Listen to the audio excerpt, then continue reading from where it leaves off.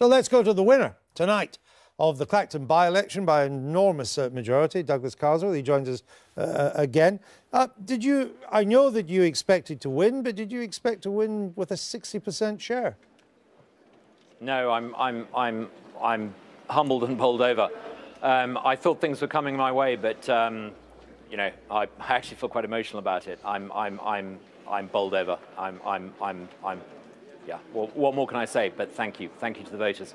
I put my trust in you. I put my principles in front of you. I asked you to decide if you wanted me. I said I answered to you, not to David Cameron and his whip's office, and you gave me the thumbs up. So thanks. I assume that you must think that this now puts UKIP in with a pretty good chance of winning Rochester. I think the real significance in what happened in Clacton is that 45% of people who voted for Labour in 2010 here voted for UKIP, and in Middleton and Haywood, we see very clearly a large shift by traditional Labour voters towards UKIP. I think that means that we can win in Rochester, but I think it has huge implications. I would urge you to talk to Matt Goodwin, get him on your programme. He's got some very interesting things to say about this, and I think the implications of what happened here and in Middleton and Haywood are huge. But, you know, it's been a long night. He's better at numbers than me, so you should talk to him. You're going to be a bit lonely in the House of Commons? The tea room, you know, I never went into the House of Commons for the company. I went there for change. I'm going back there for change. My friends are here in Clacton. I'm friendly to people in the House of Commons, but I'm in the House of Commons to get change. I'm not there to be buddy-buddy to people in the Whip's office. Do you think your former Conservative colleagues will send you to Coventry? Now, I've got lots of friends in the Conservative Party. They're good people, lots of good, decent Conservatives who share my values. They're let down by a leadership that's out of touch and in politics for itself.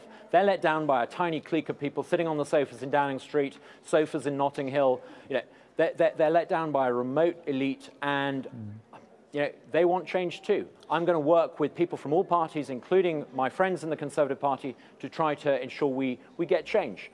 And I think, you know, it's not really a question of whether backbench Conservative MPs come with me. The real issue is how many former Conservative and Labour voters are prepared to come with us. And I think you'll find that if we get this right, if we make sure we learn to count, we get the messaging right, and we have the right values, I think we can achieve great things.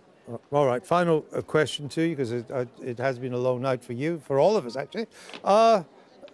Given the scale of your victory tonight, would you expect some of your former Conservative colleagues who have attitudes like you, particularly towards Europe, are they going to think of doing a Douglas Carswell? I don't know. It's an intensely personal decision that I've made, and you may hear from the tremor in my voice. It's an intensely personal moment.